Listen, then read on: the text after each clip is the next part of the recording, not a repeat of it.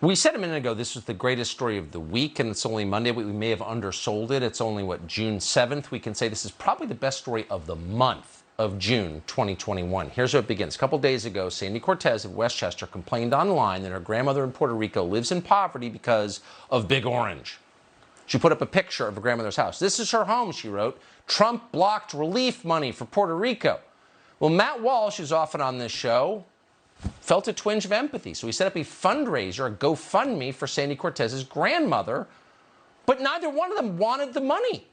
Matt Walsh is the compassionate host of the Matt Walsh Show and joins us tonight with an update to this poignant tale of aid refused. Matt Walsh, first of all, thank you for doing what Sandy Cortez herself didn't do, which is try to help her abuela, her grandmother. What happened here? Yeah, and thank you for giving me a chance to talk about my philanthropy, which has been a big passion of mine since last week. But listen, she claimed that her mother's been living in or her grandmother rather has been living in this dilapidated shack, I guess, for 4 years since the hurricane.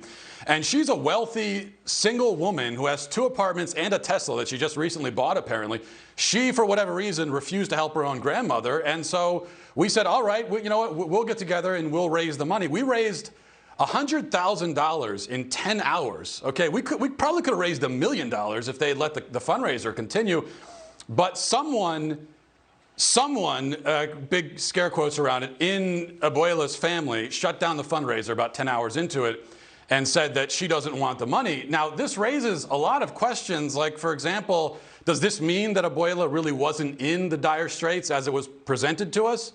Or would AOC prefer for her grandmother to live in that state, suffering, rather than to take money from us? I think either way, it's sort of scandalous, I think, on AOC's part. Well, it's a little bit weird that it was left to you to help Ocasio-Cortez's grandmother. I mean, I think of you as a kind of, I don't know, caped crusader for good, a white knight in this world. But I mean, shouldn't AOC be a little ashamed of this? Yeah, I mean, and obviously, look, I've put my hat in the ring. If anyone wants to nominate me for a Nobel Peace Prize, I will accept it. It doesn't mean anything anyway, so you might as well give it to me. But it is interesting that she would leave her grandmother like that. And you know, the thing is, she said, "Well, I'm focused on the systemic problems, and the government was supposed to solve this problem." Well, it does show that actually you don't have to wait around for the system to solve every problem. Sometimes free individuals can just get together, but this is a problem we could have solved, not just for Abuela, but they could have taken the money, fixed the ceiling, bought her some furniture she clearly needs, and then they could have taken the rest of the money and helped the neighbors. They could have helped the whole community with these funds, but they preferred not to do that. I'm starting to think maybe helping people isn't the point for Ocasio-Cortez. And I'm so glad you were able to talk about your philanthropy, your passion for helping. Matt Walsh, the great Matt Walsh, thank you. Thank you.